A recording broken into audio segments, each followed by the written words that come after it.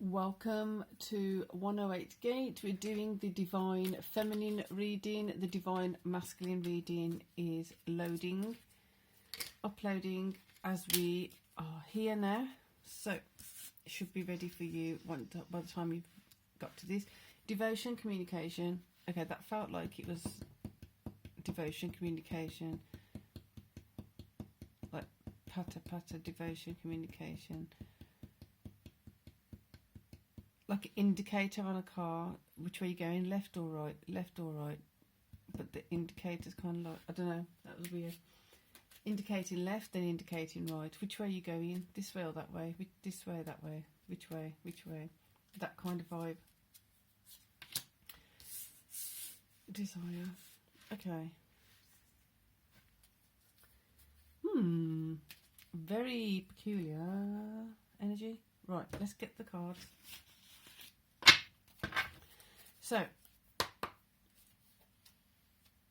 as the Divine Masculine, as you'll see in the Divine Masculine reading, if you haven't seen it yet, just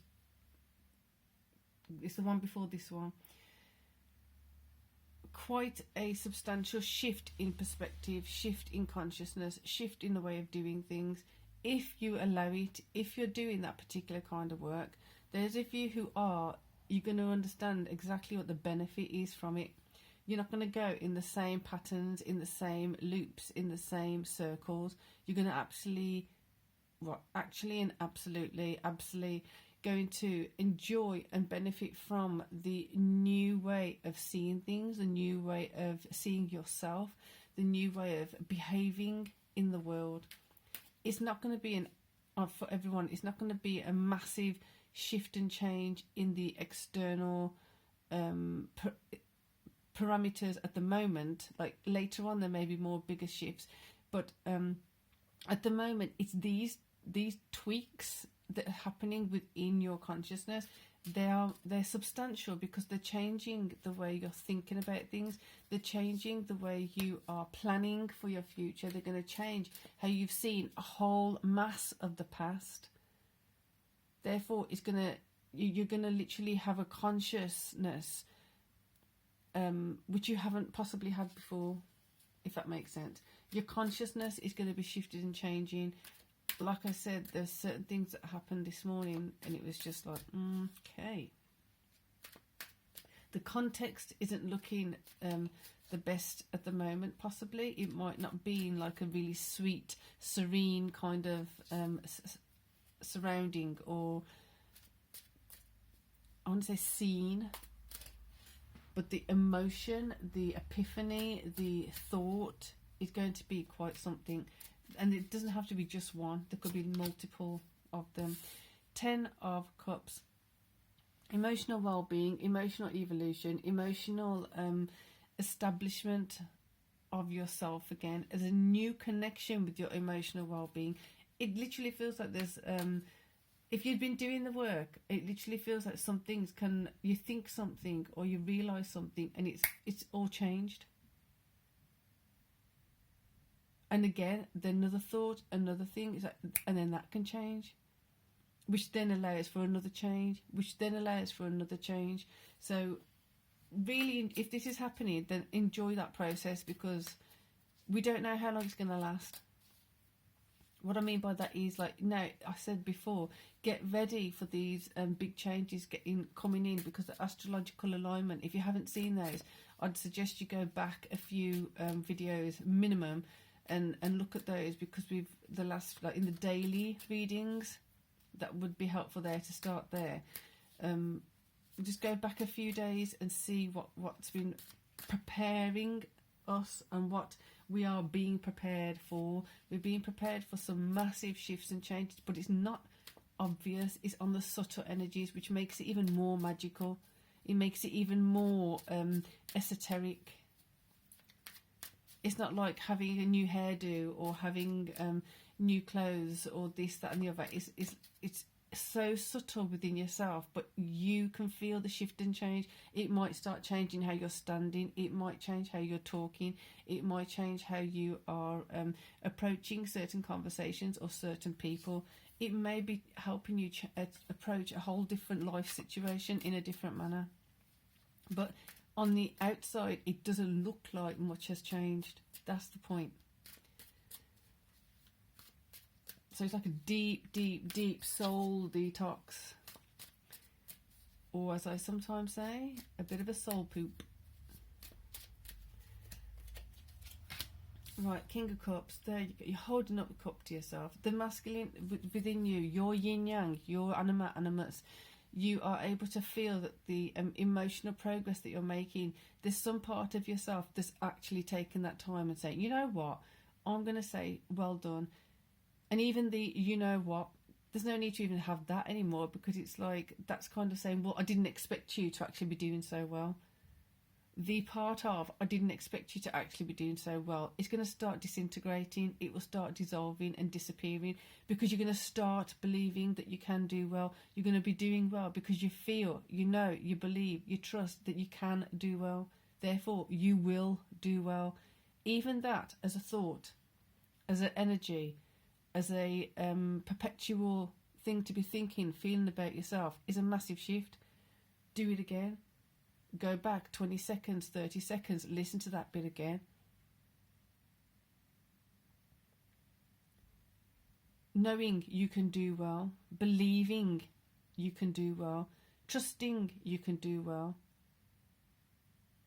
Instead of being surprised at doing well, instead of being shocked at, oh, I actually did really well in that. Trust that you can, believe that you can. You are your most powerful cheerleader. Interesting. Ooh, right. So we've just had a card fly out. Eight of Cups upside down, next to the Ten of Cups. This is you reclaiming your love for yourself. When you've walked away from yourself, where you feel like you've abandoned yourself, where you feel like you've let yourself down, you may have done some things in the past that you're not particularly proud of. Start forgiving yourself for those things. Start acknowledging that you may have not been in the most healthiest space. You may have not been in the ideal situation or circumstances. You may have not been around certain people that were actually encouraging you to be the best version of yourself. So bring in forgiveness into this. Bring in some element of consideration and compassion towards yourself, because this is where you're able to get to the 10 and put that 10th cup upright, even if it needs to be or not. It doesn't. Just strengthening it, holding up the cup to yourself. Put that cup upright and walk away from the times where you were abandoned, like you felt like you let yourself down. This feels very much so of like where you're walking away from yourself. You walked away from your dreams. You walked away from what you were desiring because you felt like, I can't do this. I'm not able to do this. This is just not for me. Therefore, let it go. This is saying you're coming back. You're walking back to the things that you left behind that were actually meant for you to pick up. I know I've said it many times before, because there was a manga deck I used to use on the last channel, and there used to be a picture of a person, a beautiful picture of a person going up a mountain, like side of a mountain, into a cavern kind of space, a cave, and it's like that person has no way of coming out other than past those cups again. If you still need those cups on that particular deck, there was always a possibility of going past the cup. If they're still there, you can pick them up. If you just need 2 of those cups you've just left behind, you can still pick them up.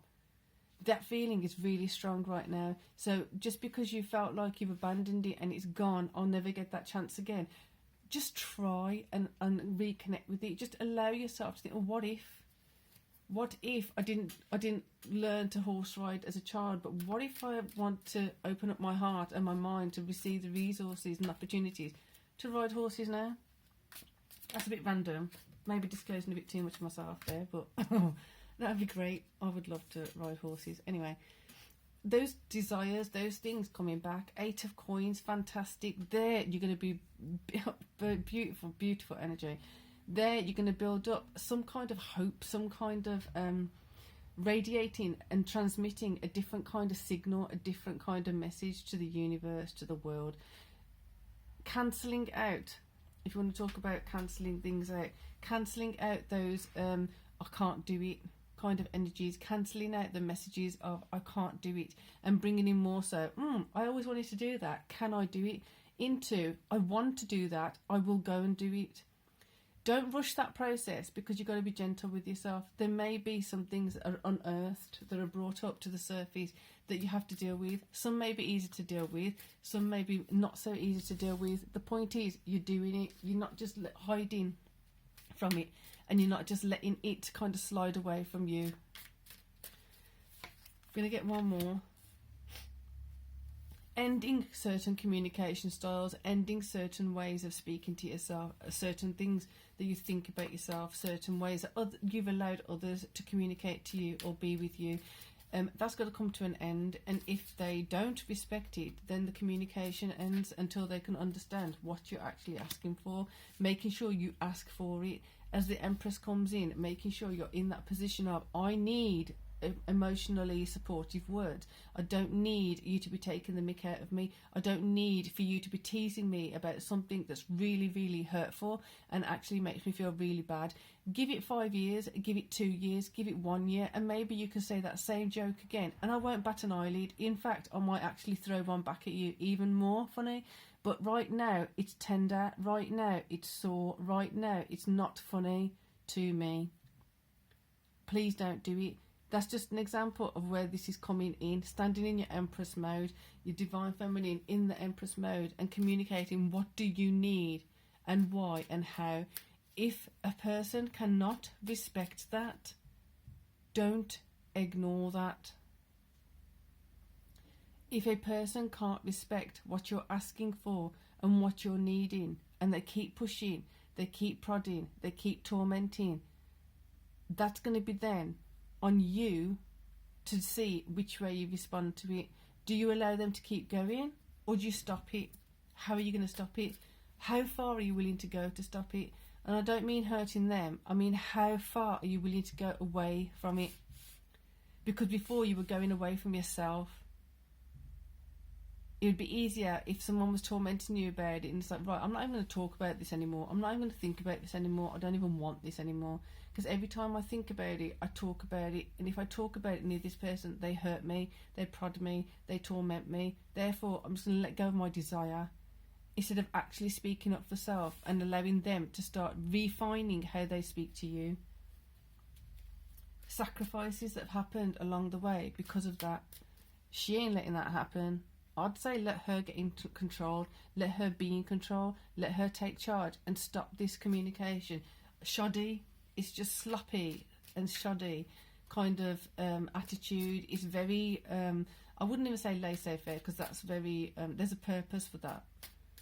It's just, it's demeaning, and not necessarily to others or others to you. It's demeaning to yourself, because you're not sticking up for yourself. If you don't stick up for yourself, you can't blame anyone else. Therefore, stick up for yourself. One more card over here. There you go. New horizons coming in. Where are you looking? Where are you letting your heart float and flutter? How ideal is that situation? How much can you bring greater love and prosperity and well-being into it? Like, she is looking pretty. And what I mean by that is she's looking quite happy and content in the situation. The King's not exactly looking miserable either. So bringing that happiness and that joy and that contentment and the actual authentic ability to communicate from that space to your desires, to yourself, to your hopes, your dreams, your wishes, to your hurt child self. If those of you who are doing inner child work, don't be surprised if you have certain things coming up around that, because there may be certain things that you need to forgive yourself for, or realise that you actually have nothing to forgive because you were just doing what you were doing with what you were given. You can't really fight with that. You can now. If you are given an opportunity to actually put your foot down and say, no more, thank you very much, and don't utilise that opportunity. Do not complain to other people. Do not complain that so-and-so is still saying this, so-and-so is doing that. Don't spread that muck into other people's fields and realms. Sort it out. You don't go and put like get boxes or bags of rubbish and put it in someone else's garden or someone else's home. It goes to the tip. It goes to the rubbish plant. It goes to the burning plant or the waste space, whatever it's called. I don't even know what it's called. To the dump, basically. You don't go and spread that on someone else's lawn, on someone else's garden. You go, it's rubbish. Therefore, let it be disposed of appropriately. Don't bring it back into other people's fields, especially if they're trying to clean their field and they're really working hard on it. Why would you do that? I'm not getting angry at. I'm just saying that this is the energy that's coming in. Saturn at the beginning of Pisces, this is where we can start reconfiguring our rules. You're in charge of that. You are in charge of that. So much fun to be had here.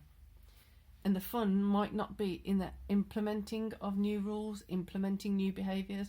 The fun is going to come after, when you've done the work. Fantastic reading.